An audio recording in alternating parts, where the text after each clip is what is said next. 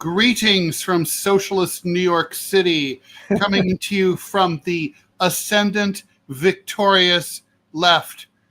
I'm editorial cartoonist Ted Rall.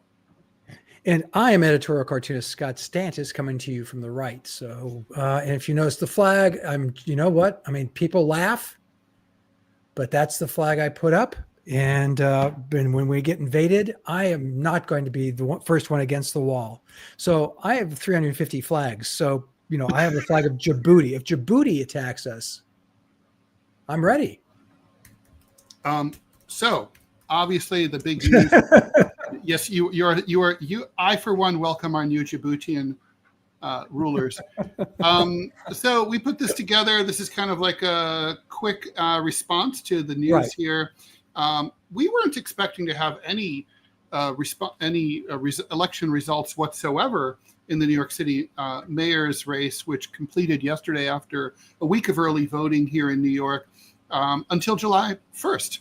Today is Wednesday, June 25th, because we have ranked choice voting here. And the tabulation system is complicated. So let's say, the way it works for people who are unaware, and I'll just be very quick about it, is you vote for up to 5 candidates. So there were more than 5 candidates in the race, but basically, let's say there are 10 candidates in a race. So first, all the votes are tabulated for whoever for all the top ranked votes are counted first. Okay. Then whoever gets the fewest number of those number one ranking votes is eliminated. And then all of their votes are redistributed to whoever those people voted for number 2. So that's done at the Board of Elections and so on. So then there's another round at the Board of Elections where they have another elimination. Whoever comes in 7th is eliminated. And we go look at their number 2s and so on until you abolish all of them. Now, the practical effect of this is that it's possible to win the mayoralty in a ranked choice, or any office in a ranked choice voting scheme, even if you lose, if you don't get the most number 1s. If you get a bunch of number 2s and number 3s, more than everybody else, those could add up to more than the number 1s in the end, and you could prevail. In this case, that didn't come into play at all. Governor Cuomo, this was a two-man race effectively between former New York Governor Andrew Cuomo and Democratic Socialist upstart 33-year-old Zohran Mamdani, who was endorsed by Bernie Sanders and AOC. In this situation, Mamdani came in so far ahead that even if Cuomo had managed to put together a lot of number 2s, he wouldn't have been able to overcome the lead no matter what. This was a landslide victory by Mamdani. Bear in mind, this is a state assemblyman that no one had heard of a year ago. Yeah. And he was a complete nobody. And we should talk about why this has happened, who he is, and what it means, because I think this is going to be looked at as a bellwether race for not necessarily the nation, but certainly for the future of the Democratic Party, because they're really trying to figure out what to do after last year's November defeat. Oh, and they are freaking out this morning. But here's, I think, let me start to dissect the results here. And real quick, let's look at Cuomo real quick, Ted, and say that Cuomo came into this race so entitled. It's just like, oh, I'm going to march in and save New York City. Well, that almost never works in practical politics. The fact is that Cuomo came in with this sense of entitlement. Do you remember Jeb? Jeb, like Liza, but it was J-E-B with an exclamation point. By the way, it's also weird that's not actually his real name, right? Well, there's a lot of weird things about that family. That's an acronym. Is it? Yeah, it's like something like John Edward Bush or something. Oh, well, anyway, so Jeb was going to skate or do extremely well in the primaries in 2016. Wah, wah. When you run for office, especially high public office, like mayor of New York, like president of the United States, you have to want it. You have to live, drink, and eat it. This is something. And Ted, you mentioned something in our podcast just a few days ago that Cuomo actually hates New York City. At least that was your impression. Yes, he's often talked about how he doesn't like New York. Well, And Mamdani is he's a New Yorker through and through, lives in Queens, was among his campaign events. He did the polar bear swim at Coney Island in Brooklyn this past January. Brisk. Although with climate change, no big deal. Not like it used to be. The Chicago polar bear plunge is still pretty brutal. That's hardcore. And nothing really beats the Russian polar bear swims in Lake St. Petersburg. But I digress. So, so he didn't like, look, it's interesting. Yeah, we should talk a little bit about what happened with Cuomo. I mean, Cuomo, obviously, his name was raked through the mud due to the sex charges against him that I think were pretty credible. He had over a dozen accusers. One or two could be lying bitches, but once you hit 12, looking at you, Bill Cosby, I'm kind of believing the women, right? So that didn't help him. He didn't seem to have any humility. He didn't even manage to thread that needle of, hey, if I offended you, if I didn't know, if I'd known you didn't want my hand up your skirt, I wish I'd read you. I'd read you better. None of that, right? Like, I'm sorry if you feel bad. But I don't think that's what did him in. I think when you and I talked about the upcoming mayoral race over a year ago, I think you were a little surprised when I said, "Oh, it's Cuomo is the odds-on favorite," and it kind of looked like Cuomo was trying to replicate the Jerry Brown model when he decided after the governor, his period in the California governor's mansion, to go and become mayor of Oakland, California. That was different because there's nothing sexy about being the mayor of Oakland. That's a city with a lot of big problems. Yeah. And that felt like, I'm an experienced man. I'm going to give back to the community with my experience and fight hard for people who are beleaguered and need help. That felt like a good guy. Andrew Cuomo felt like entitled. And it was kind of like a year and a half ago, we're still reeling from COVID. And I think the sense was with, Asian ladies being pushed in front of subways, teams of looters going through Soho and, emptying out the pharmacies. There was a sense that the city was out of control. It still is, but there was a sense that we need a big, mean Italian guy to come in and knock some heads. And that guy was Andrew Cuomo. And I said, I really see how this could work. But then he failed to recognize just how pissed off people are here. I mean, if you're going to have old ladies being pushed in front of the subway, your rents shouldn't be going up. You live in a shithole. Your rent should be going down. But your rents are going up, even though, half the buildings are empty in the city. The fix is in. It feels corrupt. The sitting mayor is corrupt. He was basically pardoned by Trump, and everything got dropped. But New Yorkers haven't forgotten. They have long memories. And they're really pissed off about prices. Mamdani made his entire race about high rents and high prices. And also, but I don't think that put him over the end. I think in the end, what put him over the finish line was the fact that the establishment lined up behind Cuomo. I swear to God, if Cuomo could go back in time, he probably would give up those endorsements by establishment people like the Clintons, and he would just, in the New York Times, and just go it alone. He might have won. The New York Times thing was absolutely brutal. The New York Times stopped making local endorsements in 2021. Yet, as a workaround, they couldn't resist, and they wrote an anti-endorsement. They literally said, vote for anyone you want. Even Paperboy Love Bandit, or whatever the fuck his name is, vote for anyone you want, not Mamdani, because he's so scary. I wasn't going to vote for Mamdani necessarily. I thought he's 33 years old. He's very inexperienced. He's only served in the state legislature for 4 years. He's wet behind the ears. But when I read that editorial, I was like, holy shit. The powers that be, the elites, the corporatists in the Democratic Party and in this city, the business interests, are terrified of Mamdani. He's got my vote, and I've talked to lots of other New Yorkers who agree with me. Well, clearly, and the Republican nominee is head of the founder of the Guardian Angels talk show host, Curtis Sliwa.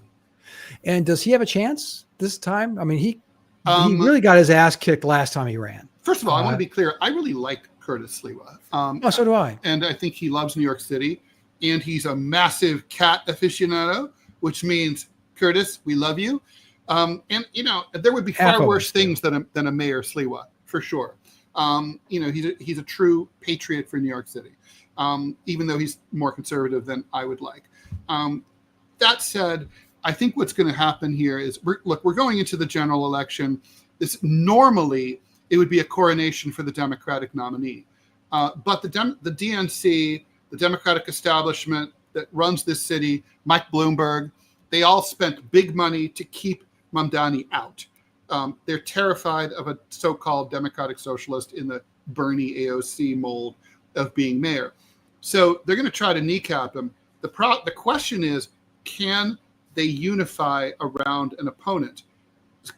There's not enough Republican voters for a straight D versus R, for an R to prevail under any terms. So I don't see Sliwa winning. The real question is, can Cuomo win if he runs as independent in the general election? He's making that determination now. He has the signatures. He can do it if he chooses to. If he chooses to do that, then there's the question of, will the anti-Mamdani opposition be able to coalesce behind one candidate? The smart move for them would probably be to all endorse, all go behind one, kind of like the way that Biden, got Klobuchar and Buttigieg and those other guys to all drop out at the same time, Beto O'Rourke, and support him in the right before Super Tuesday. I don't know if they can get their shit together. I don't see Curtis Sliwa working with Cuomo. That's to Curtis Sliwa's credit. But anything's possible. These are very different times, and the Democratic Party nationally is going to have to decide just how much they want. Right now, they're about to get MAGA'd, but from the left. Oh yeah. This is a hostile takeover of the New York City Democratic Party. They're going to get MAGA'd from the right as well, because Fox this morning is saying, see, this is the Democratic Party. Zohran Mamdani is the face of the Democratic Party. They're a socialist party now. They are AOC. They are Bernie Sanders. And the corporatists are going to be marginalized. But the right wing is going to use this to bludgeon the Democratic Party and say, look, they keep nominating these people, they keep electing these people. In Chicago, where I work for the Chicago Tribune, we've had Mayor Brandon Johnson, who was kind of a same story. Nobody had ever heard of him. He was an organizer for the teachers union there in Chicago, this CTU, and won shockingly. I mean, again, that was just a jaw dropper of a victory for the de facto Democratic socialist faction of the Democratic Party in Chicago. And he has been a train wreck. I don't know what kind of competence Mamdani brings to New York City, and you got to know what you're doing. You at least have to have some goals, and some substantial goals. Not, I'm going to fix rents, but rather, here's the legislation I'm going to propose, and here's why I think it will stand up against in the courts. I know it sounds like drivel, and it sounds like, oh, great, another white paper from a candidate. But you do have to have some semblance, some idea of how you're going to govern. Chicago currently has a social democratic mayor. And as I said, he's been a train wreck. He's already driven the budget deficit is now approaching $1 billion. He still doesn't know how he's going to pay for it. He's talking about grocery taxes now and upping the grocery tax. Ted, I mean, what could you be more regressive than a grocery tax? Could you be less socialist than a grocery tax? I mean, seriously. Maybe a tax on caviar and high-end items would make more sense, but he didn't do that. He's scrambling to try to find money. They're talking about taking out a loan, which means his grandkids are going to be paying off what effectively is a handout to the teachers union contract, which is $1 billion increase in salaries. New York, if they elect this guy, stand by. It's going to get, you think things are bad now? It's going to be considerably worse. They're going to tax you even more. I suspect has he mentioned his support for police officers or for law enforcement, which is really necessary there. I mean, you and I took the subway. My God, it's like the old West down there. I have to expect to hear wah wah wah. Ted, what is that? Oh, you get used to it. Wah wah wah. Well, anyway. I mean, so that, look, believe it or not, I don't have such look. Mamdani's, whether he can govern or not, is going to have a lot to do with who he chooses to appoint to help him. I'm going to say that there's aspects to this that a lot of outsiders, non-New Yorkers, don't understand, which is that this is a strong city council system. Okay. The mayor is not as strong as he is in a number of other American cities. However, he's a lot stronger than he used to be, thanks to old Mayor Bloomberg, who brought the city schools under his jurisdiction. It's the second largest school system in the nation with over 1 million students, and LA is the biggest. And it is it's a big locus of power. He has, to answer your question about the cops, said that he does not believe in defunding the police, although in 2020, at the height of the BLM movement, he did say that he wanted to defund the police, but I think he meant that in the context at the time of moving resources from the police to more social work and so on. But be that as it may, the city council is left wing here. It always has been. It's been to the left of the mayor for decades, and it should be pointed out that the city council was swept yesterday by Democratic socialists aligned with Mamdani. So no Democratic socialist lost any race that they were in for city council yesterday. The only Democratic socialist who lost was for the comptroller's office. So that's going to be, so I think what's going to happen is, for the first time, the council is going to have a mayor that's ideologically aligned with them and on a number of manners. Now, I agree that the right, Fox News and everything, they're going to be beating up the Democratic Party this way, and it will work everywhere except in New York City. New Yorkers are very happy about this.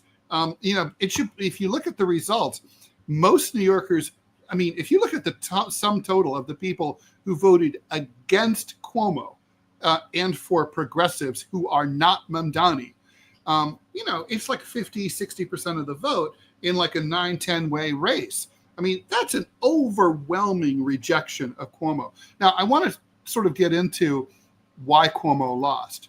So Cuomo was 67 years old and obviously didn't have the energy to go pounding on as many doors as a guy who's half his age. But also, he really wrapped himself in the mantle of the establishment at a time when New Yorkers are surly as shit. The Rent Control Board just approved a massive rent increase for rent-stabilized apartments throughout the city at a time when it couldn't possibly have been worse. I just think it was a huge mistake. He got all this institutional support from institutions that are despised, like the New York Times and Bill Clinton. It's like and he didn't seem to want to work for it. All he needed to do to win was say one of two things. It might be nice if Israel stopped killing so many Palestinians, or he could have said, what does that have to do with New York? Rents are pretty rough. Rents are pretty rough.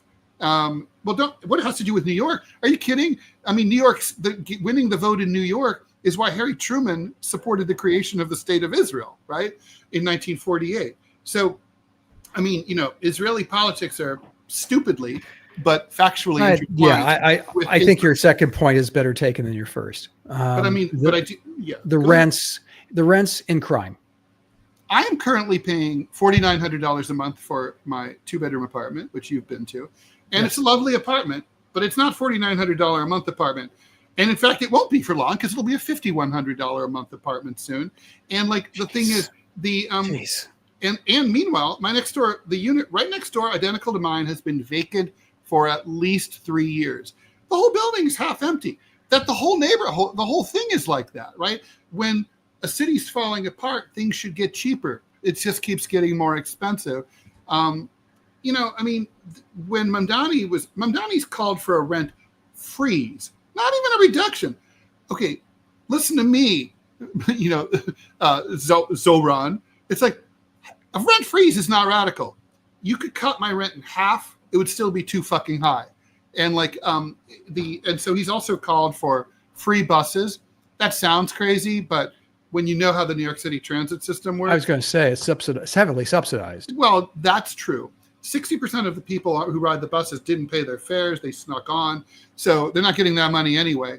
And we have free transfers between buses and subways. Most people who board a bus started their trip on the train and then transferred to the bus and for free. So really, it's probably not going to make that much difference. It's probably going to be a wash when you consider the cost of collecting the fares, you know, and keep guarding the fares, keeping the drivers safe from robbery and all that. It's probably the MTA might come out ahead by doing this. So it's, you know, sometimes collecting a wee bit of money. And Scott, you're right. It's 90% subsidized by the US DOT. So it's kind of like you could do this. Now, Mamdani doesn't have the authority. He doesn't control the MTA. So the big question here is whether he would be able to work out a good enough relationship with the governor who holds all the purse strings for New York City, Governor Kathy Hochul. Right. She's a right-wing Democrat. So that would be a challenge. But if he can work out an amicable relationship with her, a personal relationship, they might be able to get things done. And going forward, I mean, first of all, I want to say that a Republican can win in New York City. Giuliani and Bloomberg both ran as Republicans and won. Fake Republicans. Well, regardless, a Republican can win. But you're right. Curtis Sliwell is not a fake Republican. He's generally conservative. And I'm not sure if he's MAGA, is he? I hope not. That would make me sad. No, I don't think so. A man who's that into cats cannot possibly be MAGA. God. And also, you forget that Adams, current incumbent Mayor Adams, is running as an independent. So True. So the corrupt faction of the city has someone to vote for. Thank God, because those people don't get heard nearly enough in City Hall. The moneyed corrupt interests there. So yeah, I think your analysis of Cuomo is dead on. He thought that because the New York Times loves me and the Clintons love me, I love me. Who doesn't love me? Mm-hmm. You know, I was just watching that campaign, and I've seen it so many times before, Ted, the sense of entitlement by a candidate, and it's suicide. It never works. It rarely works. It can, you know, especially if it's some kind of like ensconced city councilman or a state senator who's been in office for 3,000 years. They just kind of, you know, run through the motions and they get reelected. When you run for office the first time, like I said, a major office, governor, mayor, president, you better friggin' want it. And you have to want it bad. Cuomo thought he could just skate to it. He's going to be the savior of New York and they will love me. Well, wrong answer. The New Yorkers saw this over and over and over again with him, and saw in his worthless family. I mean, his brother, and then, you know, and this guy's a sex offender. You know, couple that with the fact that he felt entitled to the position. Again, he could run for state senate, right? I mean, he could have run, or, you know, let's be fair, mayor of Albany, which probably would have made more sense. Cuomo? Yeah. And it wouldn't have gotten, but mayor of New York City gets a hell of a lot of attention. Mm-hmm. So you'd better, you know, it's the same thing for mayor of Los Angeles, mayor of And we're a Chicago. hardworking city. Not to say that people in other cities are lazy, but we're a city of hardworking people because we have high rents to pay. And we want our politicians to work hard for it.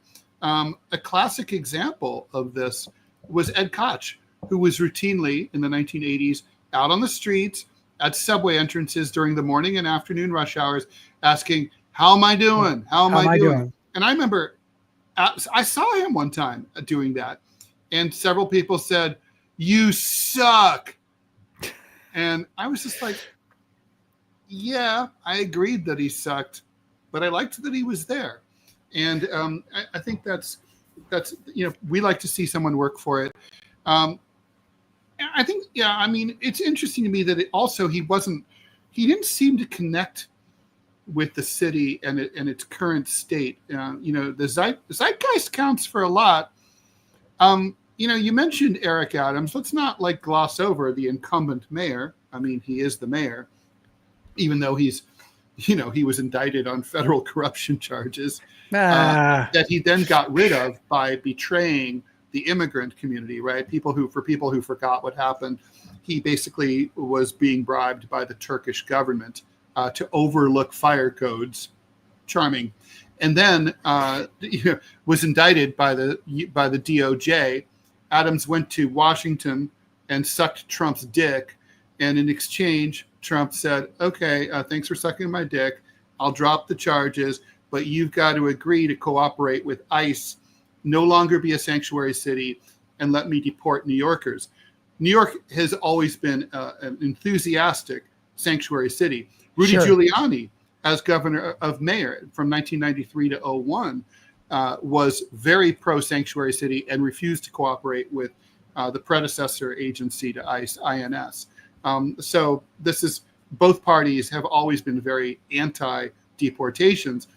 Adams was like, well, I care more about my own black ass than I care about their brown asses, so they can just go. And Adams is so now, but Adams is going to be on the ballot. Probably, if you're the DNC, I think so. I mean, he's very unpopular, but look at it this way. I mean, if you're the DNC, you're like, all right, so Mamdani won with 43% of the vote. Yeah. Okay, so that means 57% of the vote or 56% of the vote is unaccounted for. What if we can get everyone to unite? What if we could get Sliwa to drop out and get Cuomo not to run and endorse Adams and get both sides to campaign for Adams? Maybe bribe Sliwa with he can become police chief or something.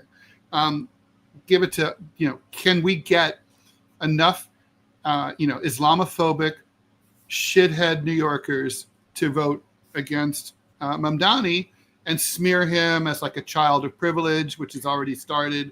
And we can get into his personal background and all that. Can we get to 50.1%? That's what they're thinking right now. And Adams would be the person to coalesce around more so than Cuomo. Wow. I mean, that's so funny to think that Eric Adams has a lane to get reelected, given his catastrophic. Because corruption's been working for him from day one, and nothing says corruption like Democratic National Committee. Well, so like I said, New York. I mean, the crime.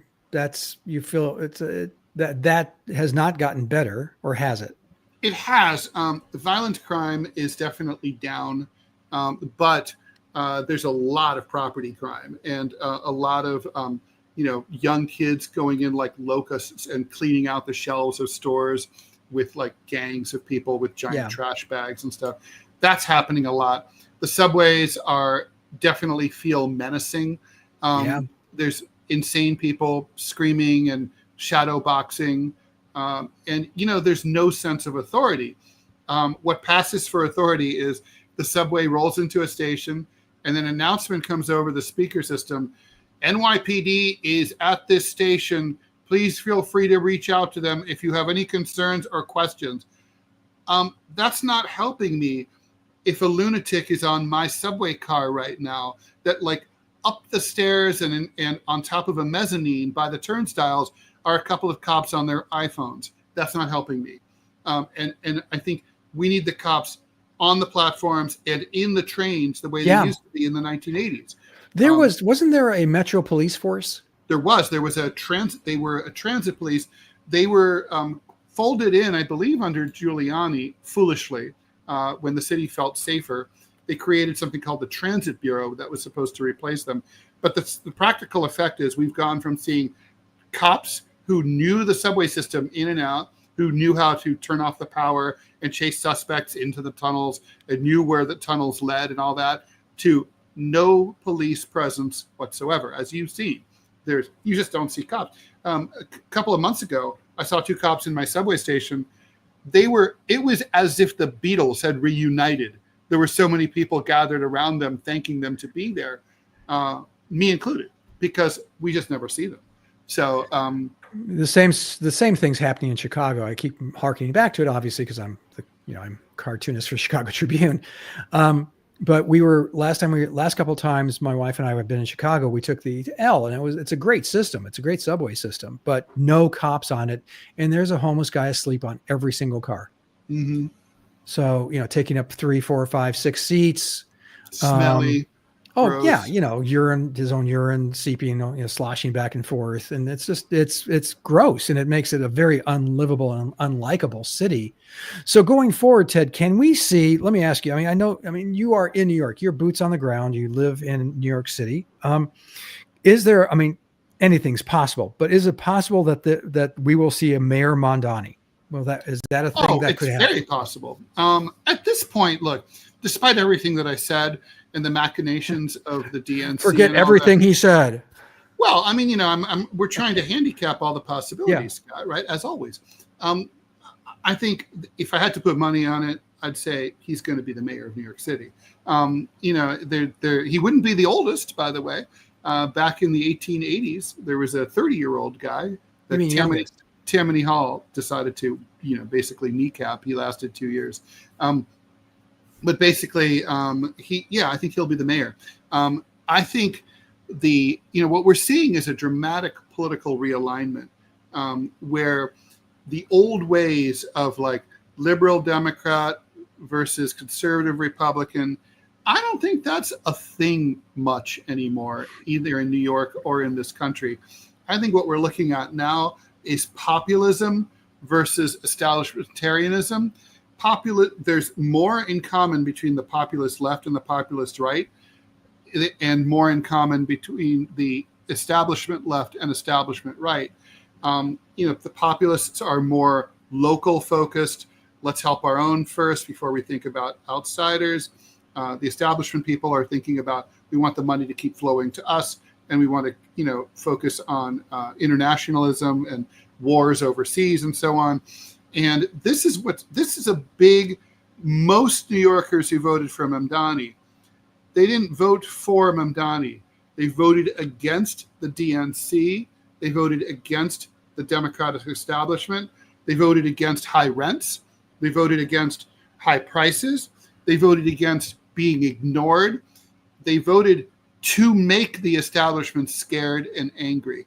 If the vote had not had people on it, if the vote was like in the Stanford prison experiment, if you could push a button in the voting booth that sent an electrical shock through the asses of the rich and powerful, that's what that vote was. That's what people wanted to do. Okay, and before we wrap things up here, what's the mood of the city this morning? Is it, obviously you can't speak because you haven't been to all 5 boroughs and all that. But, no. But what's your sense? Like I said, you walk the streets, you go get a bagel, you go get a nosh, you go Sure. get a bagel with a schmear. You're a New Yorker, and I think it's a mixed bag. Okay. There's a lot of young. Before I should say about the demographics of the vote that really are important. So 25%, which is huge, of these voters for Mamdani never voted in an election before. Oh, wow. That's huge. That's huge. And Scott, check this out. This broke my brain. So the first half of those 25% are under 30. Like, all right, guess how old? The other half is over age 55, have never voted before. The very old and the very young voted for Mamdani. How do you never vote? I have been saying for years that there are tons of people on the left and on the right, to the right of the Republican Party and to the left of the Democratic Party, that just the reason that we have such a low voter turnout in the United States, it's from these people who don't identify with either party. They would vote if they liked what they saw or they felt there was an opportunity to send a message, and they did vote yesterday. But I'm sorry, I lost track of what was your question? Well, again? I was actually going to piggyback on what you just said. I'm hearing more and more lefties, righties, friends of mine, over and over. Ted, I know you're hearing the same damn thing. God, I wish we had a third or fourth option. Totally. And I come back and say, well, you do. You do. If you'd stop voting people in who are, have their own vested interests and make it very difficult, but we have libertarian candidates, we have Green Party candidates, we obviously in New York you have Social Democratic Party candidates. So, I mean, from what we're saying here, this becomes a toss-up. I mean, obviously a lot of moving pieces this morning. And the mood is a toss-up too, right? To your point. So the mood is split. Like people, there's some big smiles on people's faces this morning, and at the same time, there's some worried looks. Like there's a big Jewish vote in this city. 20% of New York's Jewish vote went to Mamdani, but that means 80% did not. Yeah. A lot of them voted for Lander, who cross endorsed Mamdani, but a lot of them didn't. And they're nervous. They're like, wait, this guy's born in Uganda. He's Muslim. He said when he was asked, will you go during the mayoral debate, will you go to Israel? He said, no, I'm focusing on New York. That makes some New York Jewish people nervous. I think they don't have anything to be scared of, but I can tell them that, but who's going to listen? Yeah. If you're scared, you're scared. It's not like, I don't think Mamdani's even like a religious dude. I think he's just culturally grew up that way. His ethnicity is Indian. He's actually, I really recognize a lot in his story. He went, like me, to Columbia University, now a non-accredited educational institution. He was a scholarship kid, like I was. He studied hard in school and got into a really great elite public high school called Bronx Science, which is a top STEM high school in the United States, public school. His mother is obviously she's an accomplished film director, but she's not Spielberg. She's not rich. His net worth is $200,000. He has a little bit of land on the lake, on the banks of Lake Victoria, in Uganda. So that's esoteric enough. Hold on to that. That's very strange. That can only go up. As they say, as Ugandan real estate goes, so goes Ugandan Congo. real estate. Yes, indeed. I don't know. Maybe it could be great. I don't know. I've never been. It sounds like it might be pretty. So yeah, it might be. Going for now, the DNC, and by extension, the Clintons and that crew. I'm glad you brought this up. It's going to be interesting to see where they stand on this election, what they plan to do. They've got to be shitting their pants this morning, Ted. They've got to be going, if those numbers are accurate, and I have no reason to doubt your numbers, 25% new voters, half of those were under 30, half of those were above 55. That sends a shot. Those are the people who didn't vote for Biden in 2024. That's right. Or Kamala, sorry, whatever, whoever Same the fuck difference. it was. Yeah, really, tomato. That, to my mind, if I was a Democrat and I was a Democrat, an active Democrat, I'd look at those numbers and go, holy fuck. They are looking for something. Now, there's an opportunity, I think, for the Democratic Party to retool itself. You can be a social Democrat and still be for commerce, for bringing jobs, for jobs. You can be a social Democrat and be for safe streets. You can be a social Democrat and not be a total toady for the teachers union and actually want good public schools. I'd like to see the party retool itself in that way. That would make it much more saleable. You and I both know we're not talking about smart/savvy people. You're going to see the moneyed interests try to fuck over that 25%, disenfranchise them again, and make them shut up, go away. That was their whole. Was the campaign. That's what they do all the time. That was the slogan in 24, Ted, for Kamala was, hey, moderate white people, fuck you, shut up and vote for us. That's right. Not a winning slogan. Clearly not. and so the thing is, so yeah, no, that's the question, right? There, I totally agree, Scott. What you're saying is spot on. So now that, again, the Democratic Party is faced with a choice. The DNC, the party bosses, what are we going to do? Are we going to do nothing, which would be the smart move, and just allow the party to go in the direction it's going to go? Let the party pick winners, and those are going to be the people who have the best shot at beating the Republicans.